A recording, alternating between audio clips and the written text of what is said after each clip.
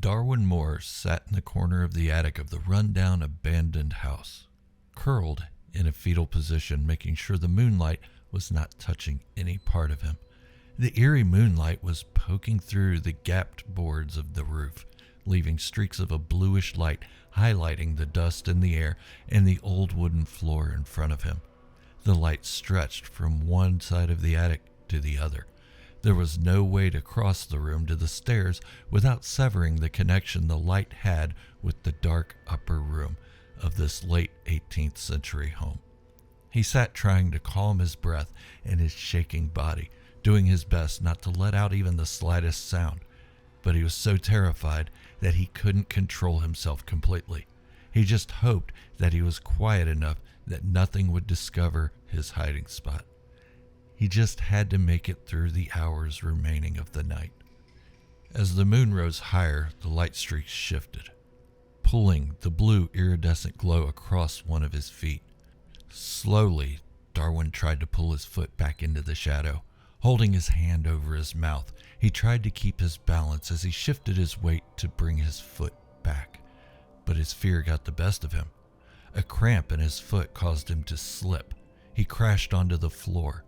His bottom made a loud thud on the rotting floorboards, jostling a fine mist of dust from the walls and ceiling, penetrating the bands of light falling from the roof.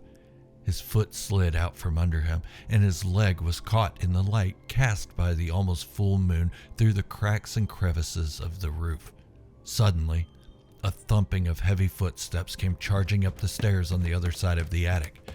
Darwin retreated every part of his body back into the shadow and awaited the inevitable. Darwin Moore grew up in rural Indiana, among the cornfields and flat countryside. He was always the curious sort. Even as a young child, he would explore the cornfields of his parents' farm and venture into the woods alone, which surrounded the farm on three sides.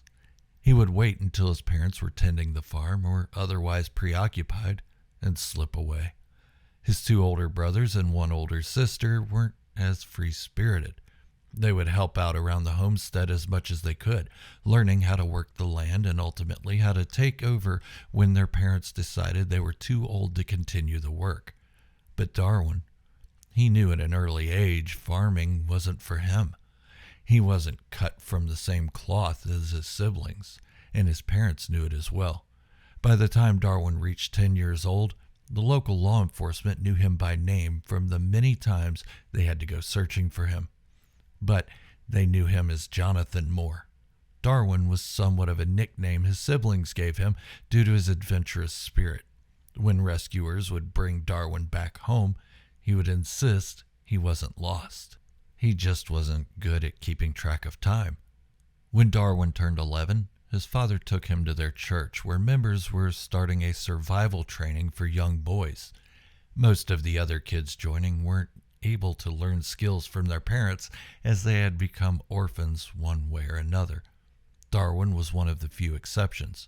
Originally, this was meant to give orphans a fighting chance when they would grow too old for the orphanage and need to make a way for themselves in the wild country. But given Darwin's reputation for escapism, the church offered to take him on board. They felt at least he would have some knowledge of how to survive in the wild and how to return back home. The program was to begin every Friday and last throughout the weekend. They didn't really have a plan for how many weeks it would take or even if it would continue past the first weekend. It was all going to be trial and error. One of the instructors was a former tracker and fur trader named Brock, but everyone called him Bronco on account of seeing him tame a wild horse one time. The nickname fit, and he didn't mind it. It made him feel like a wild man. The other was an amateur explorer named James, but everyone called him Buster. There was no rhyme nor reason for his nickname. It just seemed like everyone needed a nickname that made them seem tough. Their job was simple, but not easy. Take the young boys into the wilderness and show them how to survive, is what the pastor of the church told them. It was clear that Darwin had a knack for this kind of thing in the first weekend. He was a scrawny kid, but he was stronger than he looked. He preferred the company of the instructors more than the other kids. He would pick their brains for everything they were willing to show him, and he absorbed this knowledge more than the other students did. He genuinely loved being in this environment. During the day, they would be taught how to build a shelter for themselves. There would be no sharing, as this was all about surviving alone. Hunting and foraging was another of the tasks they would learn during the daylight hours. At night, they would sit around the fire, enjoying the fruits of their labors. Of the 5 young men, Darwin was the only one who didn't complain at any given moment. When dinner was finished, they would take an hour or so and sit around the campfire as the adults would tell stories. Nothing too scary. The boys had to sleep alone after all, and they didn't really need whiny kids trying to join them in their shelter in the middle of the night. At least not until the boys were accustomed to being out on their own. And they had plenty of stories that could scare the boys. Some true, some just passed along by travelers. Beginning the second weekend, the campsite was complete. All the boys had their makeshift shelters of lumber and foliage around in such a way that it was beginning to look like a small town for small people. The boys were also becoming a little more self-sufficient, but no precaution was to be skipped. They still were not allowed venturing out alone, even though this was meant to teach them how to survive alone. The instructors didn't need the headache that would come with searching for a lost child. They were learning, but they weren't quite at that point yet. Darwin had been holding on to something he had been wanting to ask the adults, and on the final night of the second weekend, he finally got the opportunity to ask about it.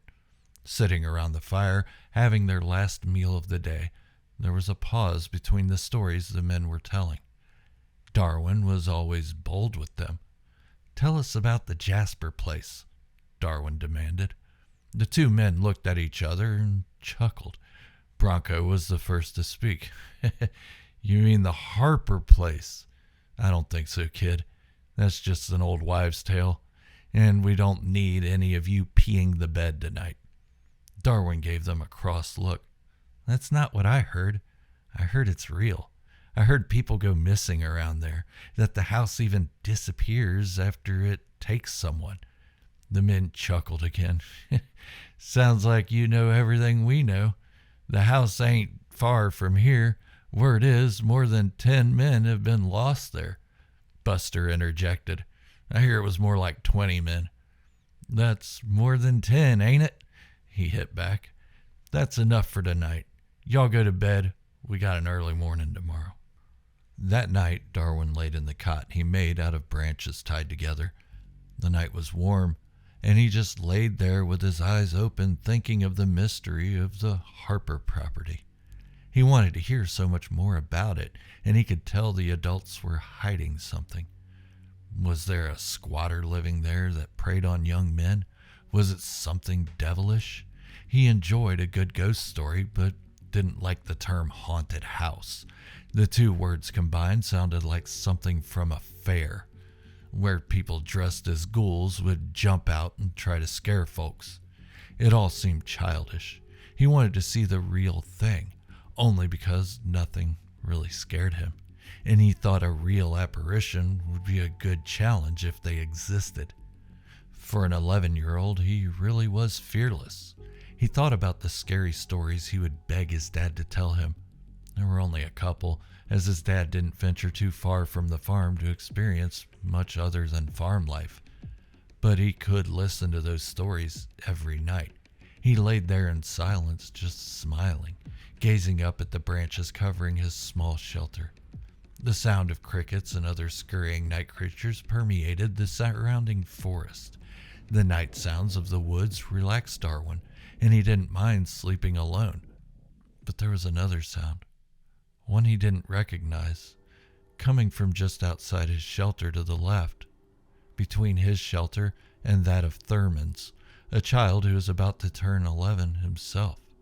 Thurman was the silent type, quiet and stout for his age. He was becoming quite a woodsman, too. The sound appeared again, almost like the wind was whispering. But it wasn't the wind. There was no wind. No sound came from the treetops.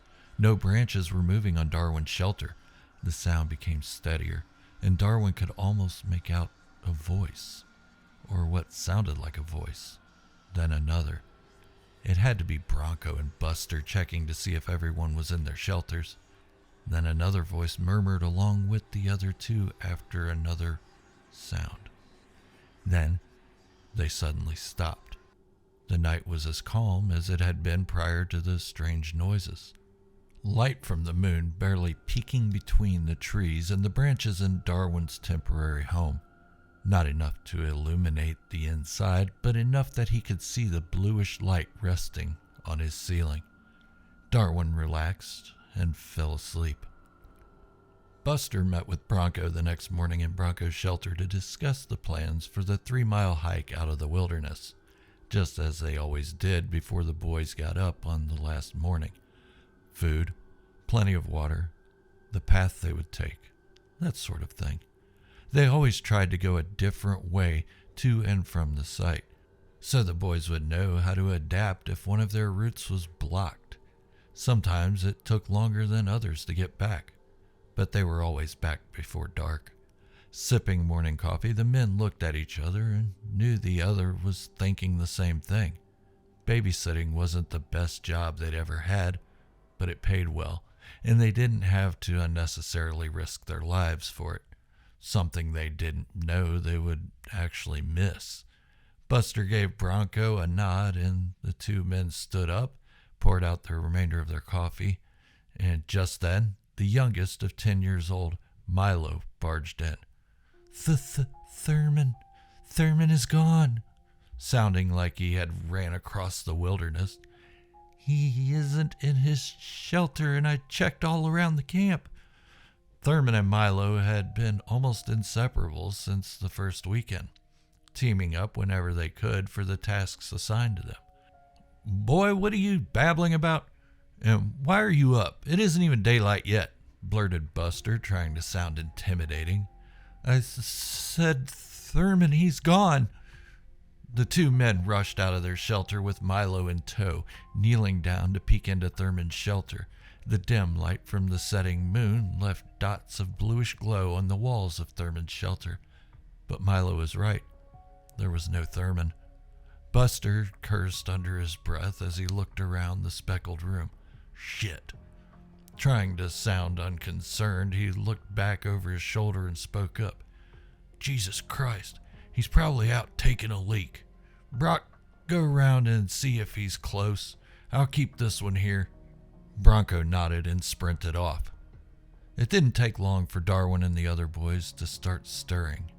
Buster quickly called out to them, Boys, sound off. To the right of Thurman's shelter came a muffled, Darwin. To the left, Buster could hear another stifled child, Darnell. And in the circle, to the left still, another, Charlie. Milo stood next to Buster outside Thurman's shelter, and Buster thought, okay, just one missing. Not that having any missing was good, but it was better than having kids scattered all over the woods. The rest of the boys started peeking out of their wooden homes, and Buster was quick to tell them to get back inside. He looked at Milo and told him the same thing. Milo, crying, turned around and started to walk to his shelter on the other side of Darwin's. Son, stop crying. We'll find your friend. Milo nodded his head a couple of times and wiped the tears from his eyes as he knelt down and disappeared into his shelter. A couple minutes later, light was beginning to wiggle its way through the tree trunks surrounding the camp as the sun began to pop up from behind the forest. Bronco, with light footsteps, stepped into the center of the camp where Buster stood watching over the boys. He shook his head, trying not to speak much as he chose his words wisely. He isn't out there. Buster lined his brow with his thumb and forefinger as if a headache was starting to present itself to him. You sure? Brock nodded his head. Yep, no tracks in either. Buster tried to collect his thoughts, but too many were rushing through his mind. First and foremost was the safety of the orphan. The second thought was of how they were about to lose this job and possibly be accused of wrongdoing. But he quickly put that one out of his mind. This was no time to worry about himself. Okay, one of us should stay here and keep searching for Thurman, while the other takes the boys back to town. Well, I'll stay behind. You get the boys safe and come back with help. Take the shortest route and hurry back. Buster nodded and started calling for the boys to come out. Come on out, guys. The boys started popping out one by one, and Buster noticed an excited look on Milo's face, which turned to disappointment when he saw that neither man was accompanied by Thurman. Boys, we're going to head back. Gather your things. Only what you need. Travel light. Leave everything else. Milo stood stiff as a board in front of Buster. I can't leave Thurman, with tears returning to his eyes. Buster kneeled down to meet the boy's eyes. We ain't leaving him. Brock will stay here and keep looking. I will come back with more people after I get you all out of here. We'll find your friend. Brock is the best tracker around. He was so convincing he almost believed it himself, but he knew, given the situation, they would likely never see Thurman again. But he did have hope. It was almost nightfall when Buster finally made it back to the camp. He had gathered around 9 volunteers from town to help with the search, but given how late it was getting, he could only hope that Brock was able to find the young boy, or else they would have to wait until morning to resume the search. When Buster and the volunteers entered the camp, they could barely see Bronco sitting on a log between Darwin and Milo's shelters. His face was in his palms, with his elbows resting on his knees. Buster motioned for the other men to stay put as he made his way over to his partner. Bronco looked up with tears streaming dirt-stained cheeks. He ain't here. Confused, Buster replied, What do you mean he ain't here? Bronco wiped the stinging tears from his eyes. I mean he ain't here. What else could it mean? No tracks, no sign of him anywhere. Buster wasn't trying to be smart about it. No tracks. None at all? Bronco brushed his long oily hair over his face. No tracks at all. Not of the boy, not of any animal, nothing. I checked everywhere within a mile radius. I checked holes, inside tree trunks. There's nothing. Not even a shred of clothing. Buster put his hand on the man's shoulder. We'll find him in the morning. Bronco looked up at him with an almost terrified look. Well, I hope so. That night, the men all sat around the fire in the center of the camp, making plans for the morning. Every man was to pair up and search an area, as much area as they could before the night fell again. There were whispers among the men, whispers of ghosts or demons. One even suggested the hairy wild man had got Thurman. That idea was quickly shot down. The lack of tracks proved otherwise. Maybe the one who suggested it was just trying to be funny. But they all just figured Thurman had just gone out for a pee and got lost in the dark. Again, the lack of tracks. As the moon rose higher, the blue glow peeked through the trees and dotted the ground around the gathered men, and a soft fog began to rise. Not dense, just noticeable. One of the men started making spooky sounds, trying to lighten the mood. Another man looked to be on the verge of panic. I thought this place was familiar. That damn house is only a couple of miles from here. Bronco looked over at the man like he was crazy. What the hell are you talking about? There's no house here. We've been all over these woods. The man's eyes kept shifting from side to side, looking past the group into the dark woods. The Harper home, just on the other side of those trees. It's there, but it isn't always there. Buster laughed. You're just spooked. The forest can play tricks on you at night. That house is just a myth, and even if it were real, it isn't anywhere near here. The man started again, but didn't notice that Bronco had made his way behind him. Bronco quickly pulled him up from his log by the shoulder of his jacket, tearing the seam with the force in which he jerked him up, and drug him staggering away from the others. Let me tell you something. Believe whatever ghost story you want, or haunted house or hairy ape man, I don't care. But you keep that shit to yourself. The last thing we need is 9 scared men losing their minds out here. Because if you wander off at night, I'll let you go missing. Do I make myself clear?" The man nodded his head quickly with a hint of fear in his eyes. "Good. Now go sit back down." As the man walked away, Bronco scratched at the back of his own neck, thinking to himself, is this the best the town had to offer? Men who couldn't even handle the woods at night? He walked back to the fire and stood next to seated Buster. "I think it's time we all get some sleep. You all can double up in the boys' shelter. It won't be comfortable, but at least it's cover." When Bronco and Buster were alone, Buster asked Bronco, "Hey, Brock, didn't that Darwin kid mention the Harper house last night? Think it's a coincidence?" Bronco rolled his eyes. "Oh, Jesus Christ, here we go. Don't you go believing that shit, too." Buster laughed at his reaction and settled in for the evening. Back in town, the boy who had gone missing, Thurman, was all the buzz. Accusations arose that the instructors had done something to Thurman and cleaned up the mess. Maybe they were drunk and accidentally hurt the boy. Maybe they were killers on the run. Neighbors staying out on the road in groups talking about it in town. Darwin and his family had heard the talks of these men who hurt Thurman when they were gathering Darwin and his belongings from the church. They didn't really pay it any attention.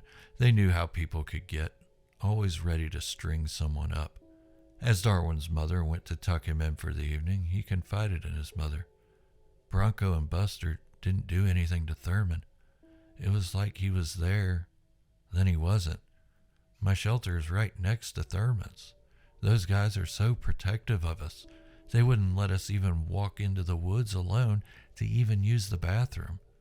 His mom kissed his forehead. "Well, you're safe now. I'm sure Thurman will show up." Darwin tried to smile, but couldn't force his face to bring the corners of his mouth up. "Mom, I ain't gonna find him. He's gone." His mom raised up and furrowed her eyebrows together in the center. "You don't know that. You'll see.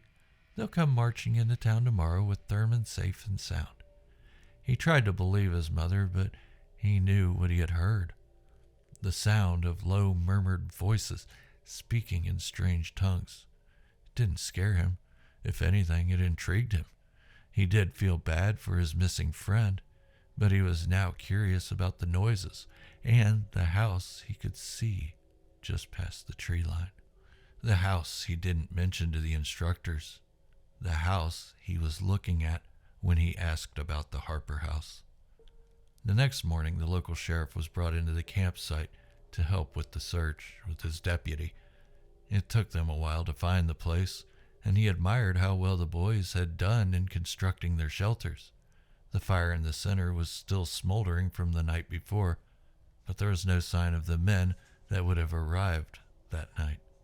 So, Sheriff Tomlin and Deputy McGowan sat by the fire, stoked it a little, and watched its red flames come to life. They sat there for about 45 minutes, waiting for someone to show up so they could help coordinate the efforts. Deputy McGowan spun his head around quickly and jumped to his feet. "Sheriff, in there." Sheriff Tomlin had heard it too and had already sprung up just behind his deputy. Both men drew their guns and headed for the shelter that belonged to Thurman. Kneeling down, the sheriff peered in, and what he saw made his stomach turn. On the ground lay 2 men. The one on the left was obviously deceased. His gray skin shone through the limited sunlight peeking through the misplaced branches lining the ceiling. But the one on the right, he was alive, just barely. Tomlin hurried into the shelter. He recognized the man moaning. It was the young baker's assistant from town. The young man reached up, grabbed the sheriff's sleeve, then his skin turned an awful gray and he fell silent. Tomlin scurried out of the shelter. "Deputy, you start on that side. I'll take this side. Check all the shelters." The young deputy nodded and took off quickly. After peering into the first shelter, the scene was just as the first. Then the second, all the way around until they met in the middle. Every man lay dead in 6 of the shelters. 11 men in total, including Brock and Buster.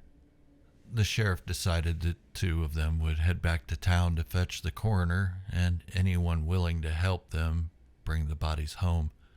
The trail was too thick with growth for horses, so they would have to drag or carry the bodies the 3 miles back to town. Both men felt ill over their discovery and stopped periodically to catch their breath. Neither man talked for about a mile as the crow flies, but finally Deputy McGowan broke the silence. "Sheriff, I've never seen anything like that." "What?" He couldn't get all the words to form properly with the thoughts in his head. Sheriff Tomlin felt his deputy's anxiety. "There's probably a simple explanation. Probably ate some poison berries or something. Let's keep moving. Need to get back to the camp to get those men home before the sun goes down." Deputy McGowan felt a little more at ease with this explanation. "Berries. Yeah, that makes sense." The 2 men returned to the camp within a few hours with the coroner and more men than they needed to extract the dead. Retrieving the very men meant to search for that young boy, Thurman. Thurman almost became an afterthought until the group walked into the center of the camp and saw a pair of young man's shoes sitting neatly on a stump by the fire. Shoes that definitely were not there just hours earlier. 4 men hurried to search the perimeter as the coroner made his way into the first shelter and quickly came back out. "Sheriff, is this some kind of joke? I'm a busy man and you drugged me out here for this?" Sheriff Tomlin, not understanding the accusation, stared at the coroner. "What are you talking about?" Coroner Harrison wasn't the kind of man who would take his time lightly. He stormed over to the sheriff and got as close to his face as he could without actually touching him. "There's nothing here." Sheriff Tomlin, even more confused, stormed over to the shelter and looked in. Then to the next, until he had searched every shelter. I don't understand. They were all here, dead. Deputy, you saw them too, right?" Deputy McGowan agreed. "Yeah, all of them. I don't like this. They couldn't have just walked off." Harrison bit back. "Well, they aren't here. I'm heading back. Thanks for wasting my time." And he stormed off onto the trail alone. Sheriff Tomlin and his deputy gathered the remaining men in the middle of the camp. Tomlin made an announcement. "Apparently, the dead walk around here," trying to be as lighthearted as he could. "But now we have to make a decision. Stay here and search for the missing men and that lost boy, or head back and leave them all to whoever knows what. Deputy McGowan and I will remain here and continue searching, but the rest of you are free to go if you choose. But honestly, we could use the help." No one chose to leave. In fact, some were muttering among themselves of how the coroner had left without lending a hand. One man offered up some information. "Maybe they went to that house," as he pointed between the trees. The house was barely visible from the camp, but it was definitely there. Sheriff Tomlin squinted and moved closer to the trees obstructing his view. "Where'd that come from?" "Deputy, did you see a house when we were here earlier?" Deputy McGowan shook his head. I can't remember. I don't think so, but I can't be sure." The bewildered sheriff crept further. "Well, I guess that's as good a place as any to start searching. Maybe we'll get lucky." The sun was barely peeking above the horizon. The air began taking on a reddish hue, casting shadows from the trees toward the direction of the house. The men headed toward the house, trying to get there and back quickly before the quickly approaching night sky would darken their search completely and put an early end to it. When Darwin Moore was sworn in as the youngest sheriff of the town, he recalled the story of the men who went looking for Thurman, then the men who went looking for them. None were ever seen again. Searches yielded very little. A pair of boots here, neatly folded shirt there. but no one dared to go back into that neck of the woods aside a few short stints during the day. Some folks even named it the Hollow Forest. A plaque was erected at the entrance of the trail leading to it, memorializing the one child and all the men lost. Darwin stood looking at it, remembering Thurman, Bronco, Buster, the men who had taught him so much. Milo stood next to him as his deputy, both men in their early 20s, sharing the same memories of their time in the forest without saying a word. Milo touched the sign. Poor bastards. Could have easily been us, too. Darwin regarded him with stern eyes. But it wasn't. Aren't you even a little curious what happened? Milo spun around to face his old friend. The hell you say? I know what you're thinking, Jonathan. You aren't going in there. Leave the dead to rest. Of course I'm curious, but none of them would want us disappearing to find out. Darwin snickered, turned around, and casually walked away. Milo turned to follow him.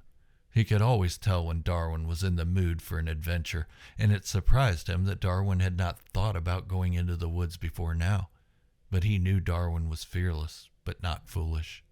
At least he hoped not. The duo walked back to the station, made some coffee, and sat at their desks waiting for the next big thing to pop up. After all these years, the sketches of the missing men and child were still hanging on the wall. The paper they were drawn on had turned yellow, and the wall was now like another memorial to them than any hope of actually finding them. Darwin took off his hat and combed his short black hair. His pomade was getting thick and created a lather in his comb, which he wiped off on the edge of the hair gel's can. He looked over at Milo. Deputy, looks like you could use a haircut and a shave. Go see the town barber today. Milo's hair had gone from a dark brown as a child to a sandy brown as he got older. He always kept his uniform looking nice, but he would skip his own grooming once in a while. Darwin didn't wear a uniform. He liked the Old West style he portrayed, a long brown duster with his badge pinned to it, black cowboy hat for the winter, and white in the summer. He wasn't the most well-groomed in the room, but he liked poking fun at his deputy for being so neat and polished. Darwin didn't get away with being a little dangerous without getting caught for this long by being stupid. Planting the idea in Milo's head that he needed a haircut was intentional. It was a way to get Milo off his back for a few minutes. Ever since they were kids, Milo had clung to Darwin as kind of a safety net, both for himself and for Darwin. He knew Darwin liked to take unnecessary risks and didn't want to see him self-destruct, even if it was purely unintentional. So he would cling to Darwin whenever he could. Darwin appreciated the sentiment, but didn't like being constantly monitored, especially by his deputy, and he expressed that numerous times. So he had to outsmart Milo. He would often send Milo out on needless runs to different farms or residences just to have some breathing room. This time, there was a plan, and it wasn't just to get some space from his longtime friend. Darwin watched as Milo left the jailhouse, then continued to nonchalantly watch him walk down the street and into the barber. As soon as he felt he was clear, Darwin grabbed the bag of supplies he had hidden in his footlocker and slipped out the back door, then made his way to the Hollow Forest. For so many years it had been calling for him to return, not out loud, but mostly his own burning inner voice. For justice for those lost? Officially, yes. But this was more about his own curiosity than some duty he was bound to. He didn't feel he was any more qualified to be the sheriff than the next guy, other than he wasn't afraid of much. Ghosts? Nah, they weren't real. The hairy wild man? He needed hard proof of that one, and a lot of it. An outlaw murderer? That's the likely scenario in this situation. But he carried a gun and knew how to use it. A man doesn't grow up on a farm without knowing how to shoot. Besides, why would a madman stick around a crime scene for more than a decade? Unless he just wanted to be left alone in this neck of the country. So, if there was a murderer still around after all these years hiding out in the woods, he was going to find him and kill him. That's the only possible outcome. As Darwin headed into the forest, the memories came flooding back to him of his first time in the 2 weeks after. What he had learned from Bronco and Buster, how he would take every bit of knowledge they gave him and excel with it. But he was forgetting the biggest lesson of all. Don't wander this forest alone. Since his time as a student of Bronco and Buster, Darwin had been learning as much as he could about the forest. Not just any forest, this forest. Whether from witnesses who went on the hunt for the missing people or just listening to the stories passed down through the generations, he would separate the fact from what he saw as fiction. Being alone on this hike, Darwin could move quicker through the overgrown trail, one of many trails, but he remembered this was the shortest. As he walked, he thought of how he would begin, or what he was even looking for. Surely there would be no trace of the men and child who disappeared more than a decade ago. At the very least, he would prove there was nothing wrong with the woods and that everyone could relax again. But if trouble did come to him, he was prepared. It took Darwin just over an hour to reach the camp, and when he did, it looked almost like they had just built it the day before. Aside from the forest trying to reclaim its property, an oak tree had begun its long life in the middle of the camp where the fire pit once stood, and vines and weeds slithered up the sides of the shelters the boys had crafted. But the shelters were still mostly intact given their age. Most people would be uncomfortable going into the shelters, but Darwin didn't hesitate in entering the one he had built. With the exterior being overgrown with brush, the inside was surprisingly habitable. So he dropped his bag on the floor and exited. He looked back at the shelter and was impressed by what this 11-year-old self had created. But this self-admiration had to be put on hold. He was there for a purpose. On the first day in the camp, it wasn't his intention to go out looking for anyone who may be hiding in the forest. The others had been taken from inside the camp, except for the former sheriff and the men who went with him to the house. But he had no way of knowing that with no survivors to tell the tale. As far as he knew, he just had to wait. His first thought, draw as much attention to himself as possible. He wanted to draw out whoever may be lurking in the thick woods, so he built a new fire pit near the center of the camp, but far enough away from the oak, trying desperately to grow as to not hinder the long life it had ahead of it. The fire needed to be so big that anyone within at least a mile would see its glowing fury. As the fire blazed, Darwin checked the other shelters, just to be sure someone wasn't going to jump out and surprise him in the dead of night. But they were empty. He sat at the fire and watched as the sun began creeping in a downward angle. Hints of its light burst through the treetops like a glowing cacophony of silent fireworks streaming down and gently kissing the earth around him, just as he remembered. Suddenly, the sound of a twig snapping came from behind him, where his shelter was located. Darwin effortlessly sprung to his feet, drew his pistol, and spun to face his would-be attacker in one swift motion.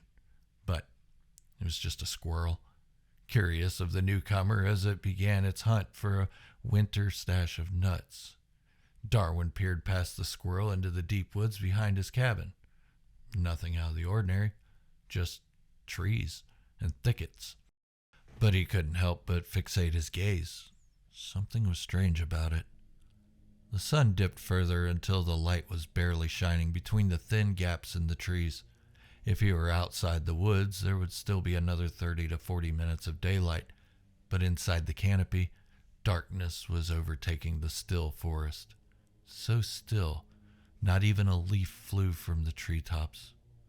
No rustling, no sounds of nighttime creatures, just an uneasy feeling that he was being watched from somewhere unseen. His focus remained on the woods behind his shelter.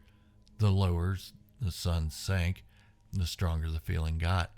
Finally, the sun was no longer. The darkness revealed a glowing moon that had been shrouded by green treetops, only visible now due to the bluish light it was projecting downward onto the camp, just as he remembered. Still, there was something or someone out there within the trees. He could feel it. He wasn't afraid. If his feeling were true, this is what he came here for. With his hand resting on his revolver strategically positioned on his thighs, he gazed harder into where he could once see the trees before nightfall. Specks of moonlight cascaded down all around him, outlining the leaves above. Darwin questioned his decision to make a fire so big. Now he was illuminated, and the light noise kept his eyes from adjusting to the dark tree line. Just as he had the thought, something lit up in the distance. The moonlight has a way of revealing things that could normally be missed. A house, or what looked like a house. The same house he had seen at the camp that night. There was so little of it visible that Darwin questioned it as he stared at it, squinting his eyes to try to make it out better. Small flakes of moonlight touched his shoulders and arms, breaking his concentration momentarily. He then remembered one of the stories told to him by one of the townspeople. Whatever you do, don't let the moonlight touch you. That's how they find you. He chuckled to himself and told himself that silly tales are for children. Still, there was definitely a house. He couldn't make out its condition, but it was there all the same. Confused, he knew there was no house there when he arrived at camp. He, the other boys, and the instructors had been all over this area, and they hadn't seen it until that one night. Leaving the campsite at night wasn't his first thought in his plans, but he was really just going with it and playing it one moment at a time. But there was one thing he was certain of. He needed to kill the fire. So he let it burn down a bit and threw some water on it that he had collected at the stream earlier. Smoke billowed up through the trees and made its escape into the open air above. The windless night allowed it all to travel straight up. Darwin stood by his shelter, hoping there was a better view of the house from there. Still, it was the same. Hard to tell. His loosely made plan involved just sitting at the camp waiting for something to happen, something to come after him. But that was before the house. A house that shouldn't be there. But he knew what this house was. It had to be the Harper home he had heard whispers about when he was a child. As he stood by his shelter in the dark, Darwin contemplated his next move when, from beneath his very feet and all around the ground, rose a light fog, the thickest of it creating a trail toward the house. Flecks of blue moonlight dotted the fog, highlighting its misty form. Suddenly, from behind him came a stirring in the woods beyond the other shelters. Darwin quickly spun around with his pistol aimed in the direction of the unwanted visitor. The darkness made it hard to fixate on a target, but he drew the hammer of the pistol back in preparation anyway, slowly emerging from the thick brush. "Milo, get the hell out of here!" Smoke still billowing from the fire pit blocked his view of his deputy, but the moon striking the smoke violently outlined the silhouette of his old friend. Milo slowly emerged from around the fire pit with his hands up, palms facing Darwin. Darwin lowered his weapon and slowly brought the hammer back to its resting position. "Darwin, are you insane? Why? Just why?" Darwin waited for Milo to get closer. "I left you in town for a reason. Now I have to worry about your safety too? It's best you just head back." Milo approached Darwin. "Stay out of the moonlight. That's how they get you." Darwin laughed. "You believe those old bullshit stories?" But Milo truly looked concerned. "Superstitions or not, we have nothing else to go off of. Yeah, I've been doing my own investigations and research on this, and it wasn't worth the risk to come back here for you." Darwin knew the answer, but asked anyway. "Then why are you here?" "To stop you from doing something that'll get you killed." Darwin smirked. "Then you'd better stop me," as he turned and began heading toward the house. Milo watched as Darwin walked into the misty trail leading to the house. He thought about shooting him in the leg to stop him, but He would have to carry him back, and he knew Darwin would just return when he healed. Nervously, Milo began following his friend. This went against everything he stood for. He wasn't the adventurous one. He was usually the voice of reason, but he knew how strong-willed Darwin was and hoped Darwin would just be satisfied after a quick look around. As they pushed through the thick brush and got closer to the house, the moonlight seemed like it was trying to touch them, moving with them, but narrowly missing them. Darwin didn't believe in superstitions, but what did he have to lose by staying out of the moon's beams, other than his pride? But even he had to admit to himself that something felt uneasy about this, other than a house appearing from nowhere. The two crept up on the house slowly, keeping low to avoid being seen and hoping the fog would mask them from the moon's rays. Both men started feeling something, as if something was brushing past their feet, thicker than the grass and weeds that blanketed the landscape, but it was moving from the back. Milo felt it brush against his foot as if it were moving forward. He tried not to make any noise, but Darwin heard him cringe a little. As he turned to see what the problem was, he felt it too. Rough like the root of a tree, but there were no trees in this clearing. Darwin had to wonder what the hell he was doing here. Closer still to the house, they could see that it was run down. Holes in the roof, chunks of the outer wall missing, showing the logs behind the thin coating, and some strange moss growing up the side that looked like it was moving. Even closer, the house seemed to dim in the moonlight until it was blacker than the night sky. But in one window, they could see something reflect, and it was moving. Not shimmering, not like a light, more like a flickering candle being carried around a room. The air got colder. Late summer still had plenty of warm nights, but they could see their breath and feel the stiff frozen weeds scratching against their clothing, making sounds like corduroy pants rubbing together. The flickering light moved again. Then the sharp frozen leaves of a weed poked through Milo's pants leg. The next one cut deeper, and he could feel blood trickle down his leg. Then a third cut deeper, and a steady stream of blood ran down into his sock, soaking it in his own blood. Darwin could hear the plants hitting his duster as the air got colder and colder, and he was sure his duster would be shredded by the time they stopped. Milo limped along, still trying not to make a sound, but it was becoming increasingly difficult. Finally, they made it to the overgrown yard. Milo looked up and started frantically tapping Darwin on the shoulder. Darwin brushed his hand away and nodded. In the window with the candle, the two could see a person, a young person, a child. Not that a child in a house was strange, but this house wasn't normal and looked like it hadn't been lived in for 100 years. Then the child stopped and faced outside the window as if he were looking directly into both men's eyes simultaneously. The moon's light shifted and illuminated both men. They froze in their tracks, as if moving would make the situation less creepy. The candle lit up the child's face in the window. Darwin and Milo gasped at the same time. It was Thurman. But he hadn't grown. He was still the same 10-year-old boy he had been the last time the pair had seen him. Darwin's stomach sank, and for once in his life, he was afraid. Some grown serial killer, he could handle that.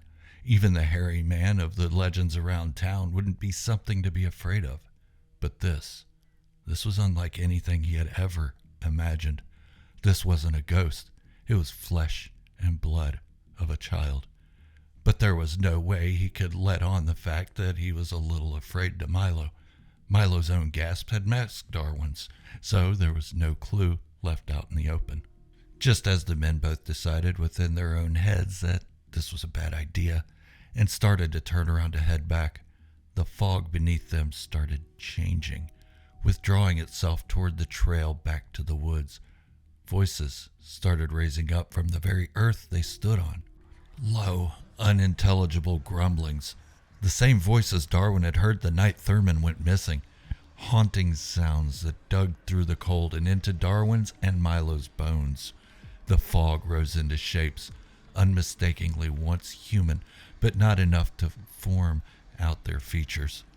The moonlight cast into the mist that made up the being and lit them as if someone were shining a light into a glass jar. Darwin and Milo began backing away from them slowly, the bitter cold slowing their movements and their sharp edges of the frozen weeds slicing further through their clothes. Darwin's long duster wasn't much protection. Somehow the weeds found their mark within it and began tearing at him. The apparitions moved in closer, matching the speed of Darwin and Milo, staying just outside of arm's reach, glowing, trying to speak without forming actual words. The faster the sheriff and deputy backed away, the faster these entities would move to keep up, as if they were pushing them back to the house. Milo had the thought that they could run through them rather than ending up in some trap at the house. To test his theory, he stopped backing up and moved toward one of the ghosts, if they could be called that.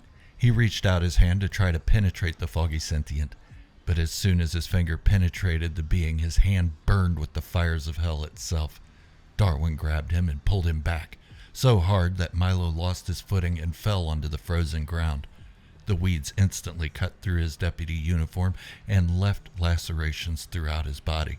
He struggled to get back to his feet, and as he did so, the weeds cut further. His hands, legs, back, all torn apart. Blood pooled into his cotton uniform, revealing every spot the weeds had touched him.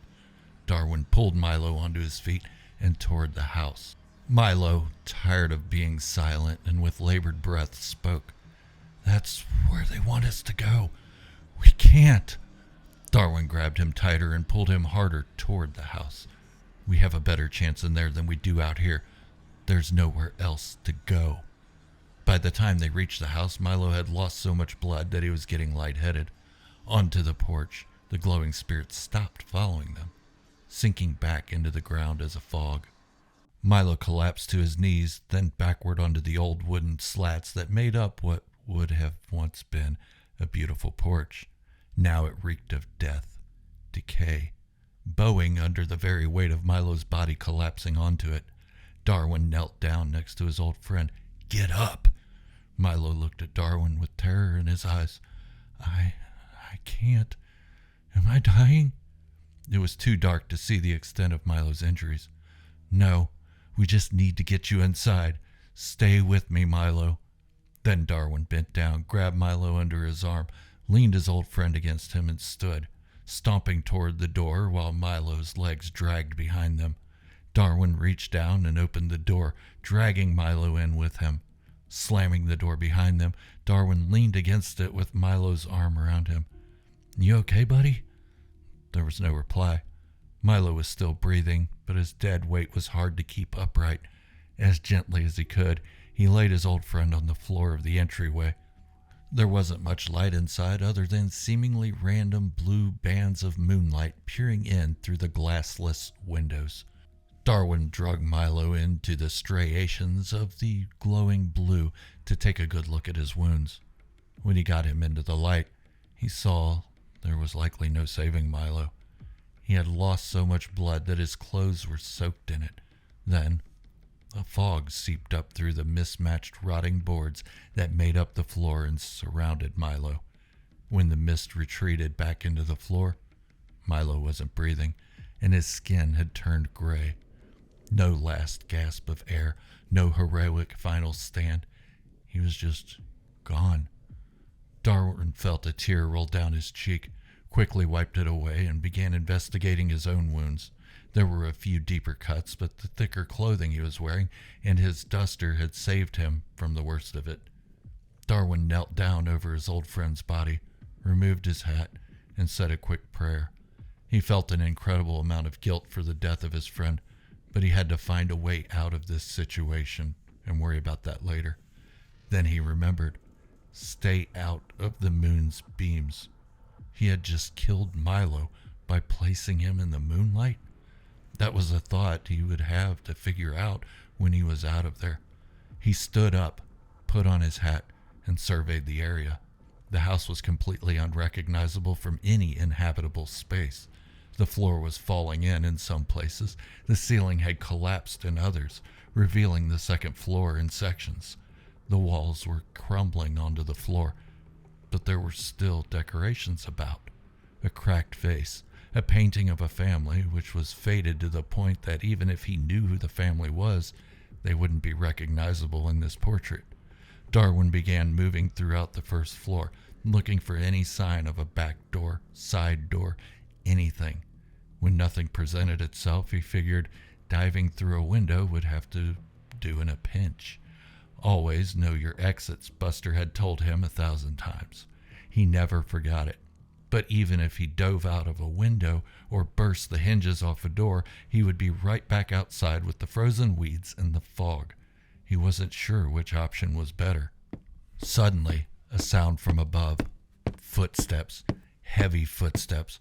Footsteps that sounded much too heavy to be from a 10-year-old boy he had seen in the window. The footsteps moved across the ceiling just above his head and toward the other end of the house. Then another pair seemed to split off from the first and began heading toward the other side of the house. The loud footsteps trailed off as they reached their destinations, but grew louder as Darwin realized. Stairs. They were coming downstairs on either end of the building, trying to surround him. He looked down. Damn it, he thought to himself. He was standing directly in a moonbeam. He hadn't been before he heard the footsteps, but here he was, giving himself away.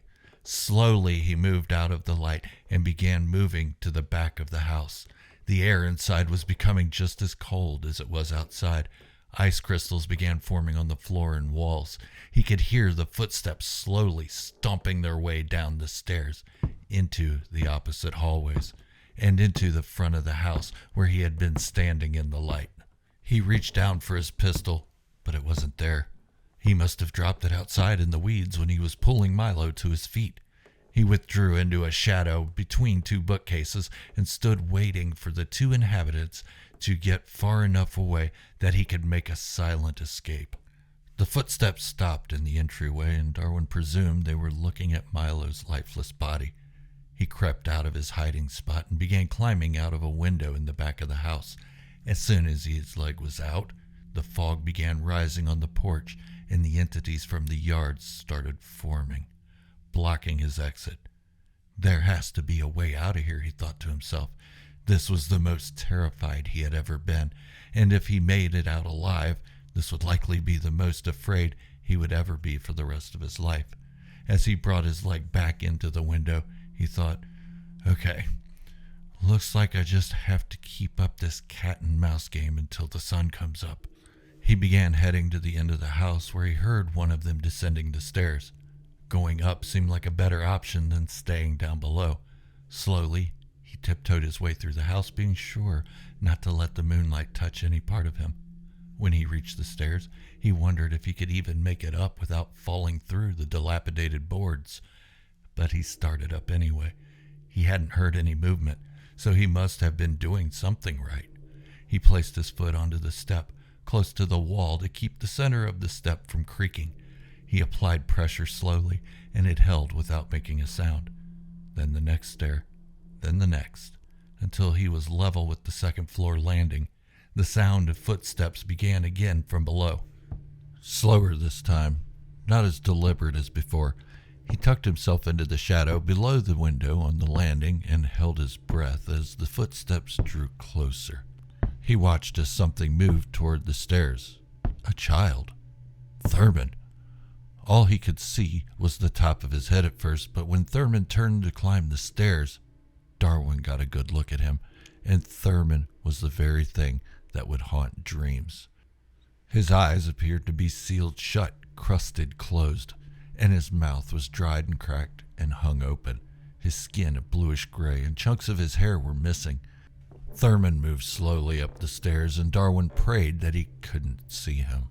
Thurman passed Darwin on the landing and moved on to the second floor. A door opened and slammed shut. Then, silence. Darwin forced himself out of the shadow and continued up the stairs, hopefully to an attic, a nice dark attic. Remembering the roof had missing sections, but still hopeful there was a shadow up there big enough that would encase him in darkness until the sun came up. When he made it up to the attic, without hearing another footstep, he noticed there was moonlight flooding into the room in one spot, but the rest of the room just had tiny bands of it scattered in areas. But in the back corner, there was a section that was completely dark, and if he calculated it right, that spot would stay dark until the sun came up. So he made his way over to it, being careful not to break the beams of light hitting the floor from the roof. Darwin sat in the corner of the attic of the rundown abandoned house, curled in a fetal position, making sure light was not touching any part of him.